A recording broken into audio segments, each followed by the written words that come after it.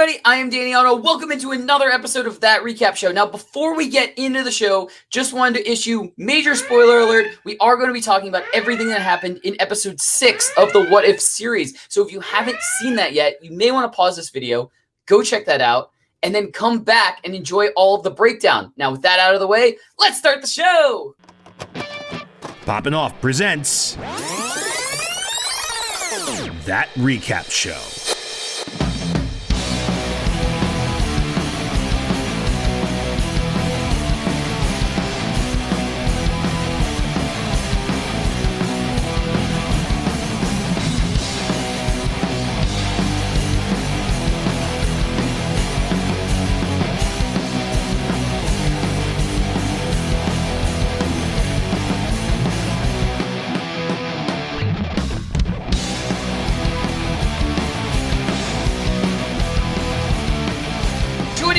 For all of the breakdown of episode 6 of What If, it's Johnny Rico.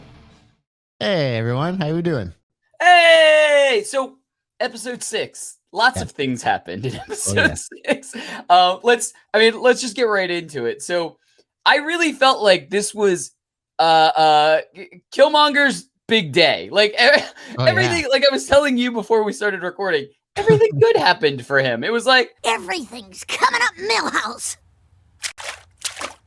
It was just like, what if Killmonger gets whatever he wanted? Like, ever. Like, it's like the best day ever for him. Oh, totally.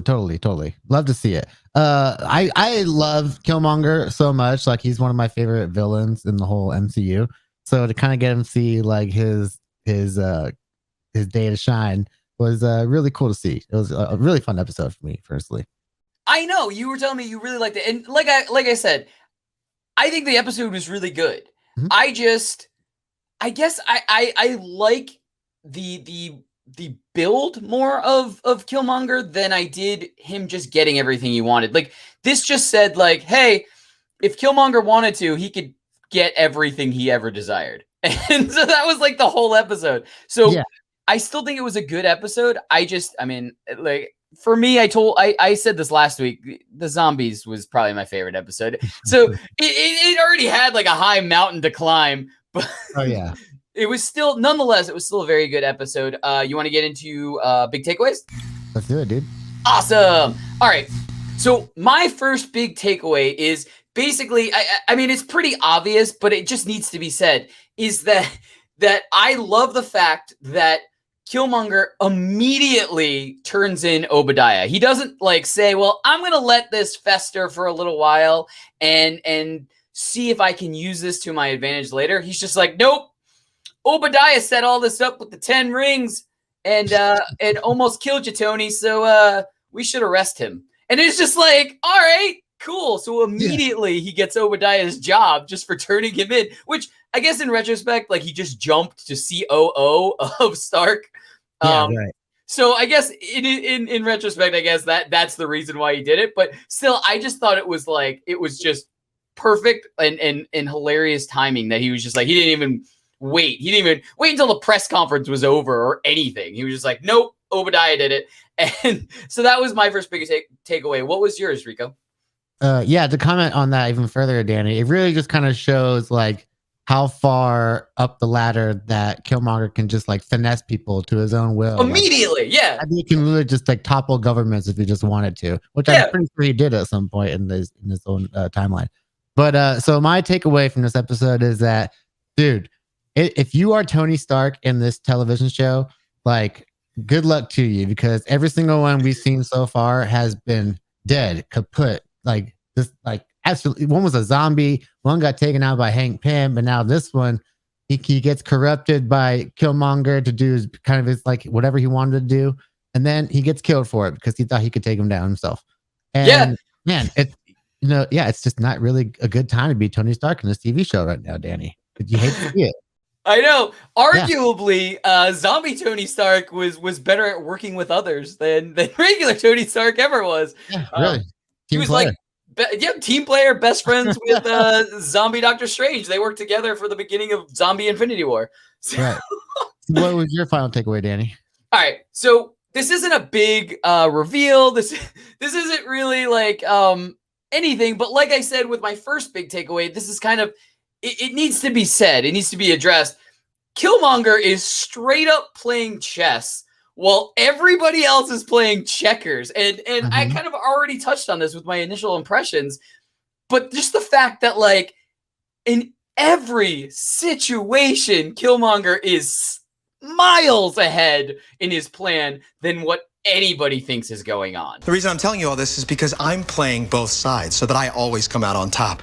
So, with this information, I'm going to leverage you guys into making me the head of security at the new Patty's Pub. And even to the fact of like Tony thought that he was going to have him subdued by the robots that he thought were under his control, but Killmonger straight up was like, I guess I'll have to freestyle and just beat 2 of these robots that were supposed to be unbeatable already. Right. So it just goes to show really how I guess how smart but how adaptable and how good of a plan this Killmonger had, basically. And it really goes to show, like, you know, I mean, it was Killmonger all along. Like, I mean, I don't see a rival with this, basically. He imagine if he like was the one that got taken by Yondu, and like if he had gotten Thanos, like because this guy could have gotten the Infinity Stones probably himself from him, and imagine what he could have done with those.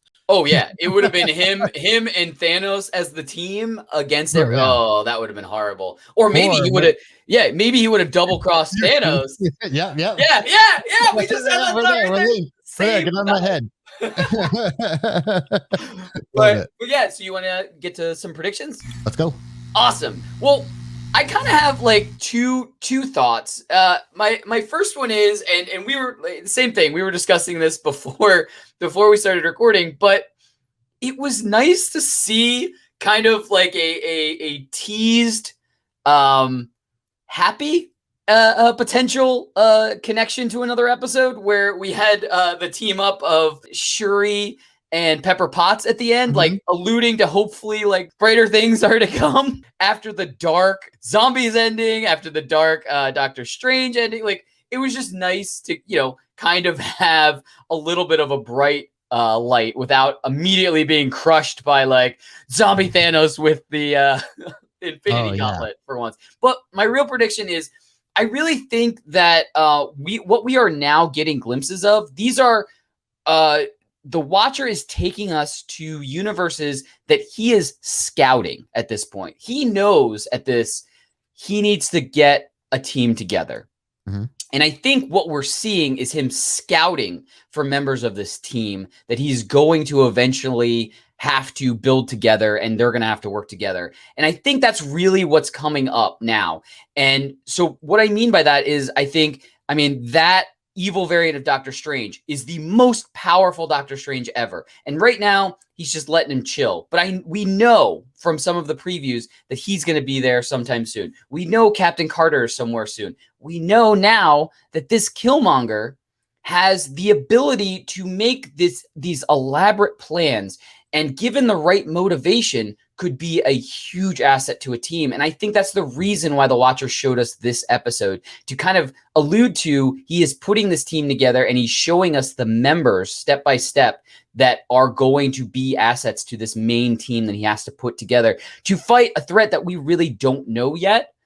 But I think we're going to find that out before the end of the season. I think we're going to see all these people collected and put together, and maybe we get a cliffhanger of what they're actually facing. But I think we're going to see why this threat is so big that he is searching all of these vast universes for these specific team members. What about you? What's your prediction?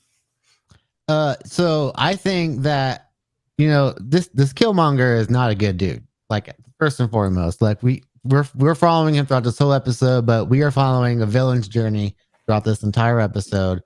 So I think that his arc has to end up with him dying. I think at the end of this half season, I think is what this kind of is considered. So I kind of see this kind of ending kind of like the Avengers, where like, yeah, they fought Loki, but Loki was just kind of like the mini boss before the major boss. Yeah. And so I guess we're going to get teased with the major boss, which maybe will be the Ultron in Vision's body, maybe. But I think that Shuri and Pepper are probably going to have a role in Killmonger's death.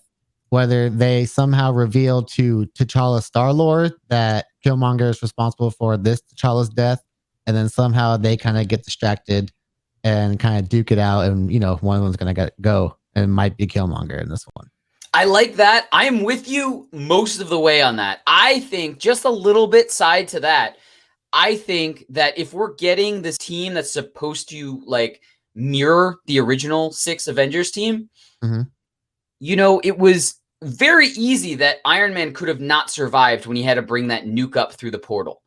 Right. So I'm wondering if we're going to get a redemption arc for this Killmonger, and he ends up sacrificing himself in the, potential Battle of New York. I mean, we're just going to call that as the fill-in to whatever the actual major event is. Yeah. What if he is that person that has to sacrifice himself, make the big sacrifice, completing the kind of circle arc. So it like saying basically down to his core, he wasn't this straight up evil guy. He had multiple dimensions of character, basically.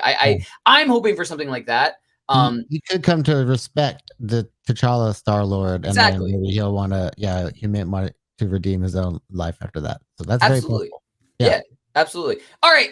That's what we think. Let us know in the comments below. What did you think of this episode? What do you think is going to happen moving forward? And is this what's happening? Is the Watcher just showing us episode by episode team members that he is going to pick for his multi-universe Avengers, basically? And as always, don't forget, like, subscribe, and turn on notifications to hear about all of our video releases. Bye, everybody!